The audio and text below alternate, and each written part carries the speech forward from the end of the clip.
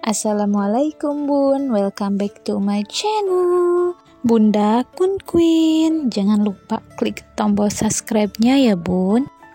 Happy banget kan kalau udah gajian terus lihat yang biru-biru kayak gini. Dan alhamdulillah di tahun ini aku dipercayai lagi untuk hamil anak kedua, Masya Allah. Semoga aku dan suami makin semangat menjemput rezekinya, amin. Nah, berhubung bulan ini aku udah mulai hamil dan butuh biaya yang harus aku persiapkan, jadi di bulan Februari ini ada beberapa pos yang aku tambahkan dan aku kurangi budgetnya. Hayo Bunda udah buat budgeting bulan Februari belum? Yuk semangat yuk kita buat budgetingnya agar nggak over budget dan keuangannya stabil terus ya Bun. Semoga rezeki yang kita dapat bisa kita gunakan semestinya. Nah, kemarin aku juga sudah review budget bulan Januari dan alhamdulillah nggak over budget. Cuman aku nggak sempat videoin, jadi di sini dompet pintar aku emang udah bener-bener kosong ya Bun ya. Yuk langsung kita buat budgeting bulan Februarinya. Nah, di bulan Februari ini pendapatan aku tetap dari gaji suami yaitu sebesar 3.500.000. Untuk bulan ini aku pakai rumus 75 dan 25% ya Bun. Jadi untuk living ini 75% yaitu untuk kebutuhan sehari-hari. Lalu untuk saving 25% atau untuk menabung ya. Di sini memang gak ada budget untuk fun atau liburan ya, karena emang fokus aku ini yang penting kebutuhan sehari-hari itu bisa terpenuhi dan tetap bisa menabung. Apalagi kan di tahun ini aku punya goals yang cukup berat menurut aku, yaitu melunasi hutang-hutang, terus beli untuk investasi pendidikan anak, belum lagi sekarang biaya untuk persalinan ya. Bismillah aja, usahanya makin dikencengin, doanya makin rajin. Semoga rezeki di tahun ini lebih banyak dan terus mengalir, amin. Nah, untuk living atau kebutuhan di sini aku akan bagi jadi 2 kelompok, yaitu pengeluaran tetap dan pengeluaran tidak tetap. Jadi untuk pengeluaran tetap ini yaitu pengeluaran yang emang tiap bulannya itu budgetnya tidak pernah berubah.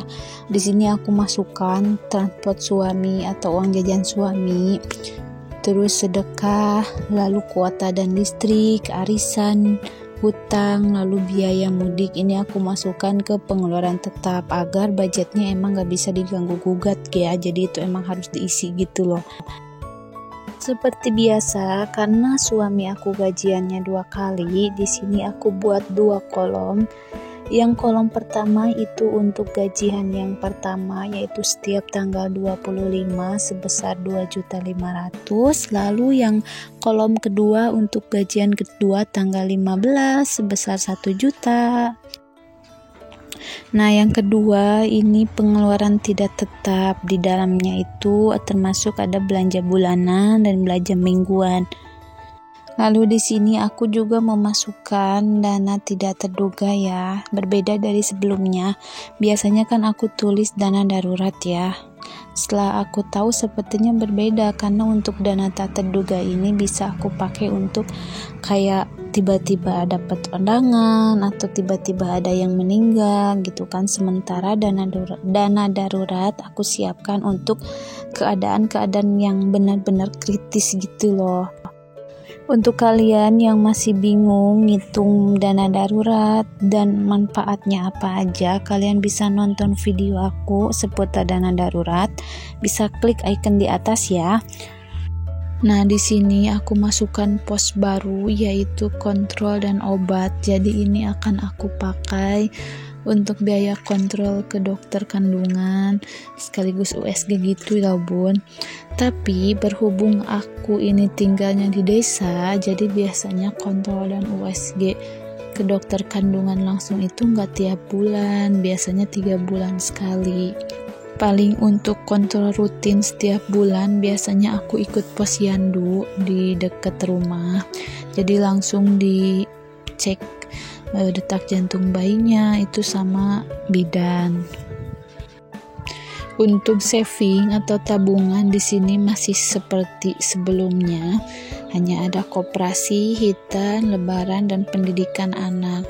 Untuk biaya persalinan dan biaya perlengkapan bayi nanti aku buatnya tidak dari gaji ini, tapi insya Allah dari pendapatan aku yang lain. Jadi nanti akan aku buat semacam sinking fund gitu loh bun.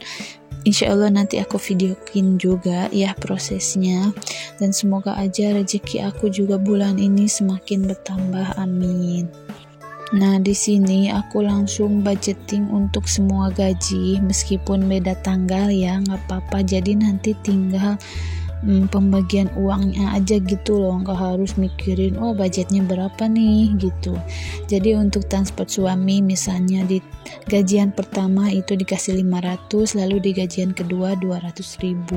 Jadi ketika nanti gajian kedua uangnya langsung dikasih, jadi nggak perlu repot lagi buat budgetingnya berapa nih budgetnya gitu loh. Dulu pernah ada juga yang komen, bun emang gak bayar kontrakan atau rumah gitu katanya. Sebenarnya di sini aku masih bergabung sama mertua, jadi emang tinggal di rumah mertua dan ngurus segala kebutuhan di rumah ini gitu loh. Jadi semuanya itu dipakai dari gaji suami untuk kebutuhan adiknya kayak makan gitu ya. Alhamdulillah, pokoknya dinikmati aja. Aku belum punya rumah sendiri, semoga disegerakan ya bun. Nah untuk beras juga di sini kan aku nggak budgeting ya, karena emang mertua aku ini petani, jadi tiap tahun itu kita panen, jadi nggak usah beli beras gitu. Alhamdulillah. Budgetingnya sudah selesai, langsung aku hitung benar nggak ya totalnya 2,5 juta sama 1 juta. Di sini aku pakai kalkulator mini yang aku beli dari Shopee sekitar 20 ribuan. Nanti link pembeliannya aku simpen di description box ya bun. Nah enaknya punya kalkulator kan gini ya, HP-nya bisa dipakai fokus buat ngevlog. Lalu untuk menghitung budgeting seperti ini, jadi pakai kalkulator mini. Setelah dihitung ternyata budget gajian kedua ini kurang, jadi totalnya ini hanya 950.000, jadi kurang 50.000. Kemungkinan aku akan masukkan ke belanja bulanan ya, jadi nambah 50.000 di gajian kedua nanti. Jadi kalau misalkan tanggal 25 aku gajian, langsung belanja bulanan dengan budget 200. Nah ternyata masih kurang, ada kan biaya tambahannya 50.000, tapi nanti bisa dipakai pas gajian kedua.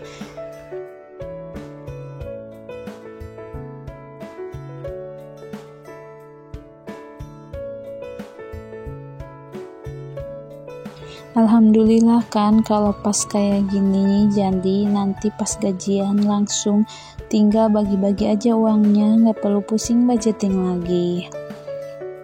Nah di sini aku sudah tukar sebagian uangnya ke pecahan 5.000 sama 10.000. Cuman uangnya agak sedikit lecek, tapi nggak apa-apa lah ya, yang penting nominalnya tetap. Ini juga nggak langsung aku tarik 2.500.000 ya bun, karena ada beberapa pos yang langsung aku bayar by transfer, jadi ini tinggal sisanya aja.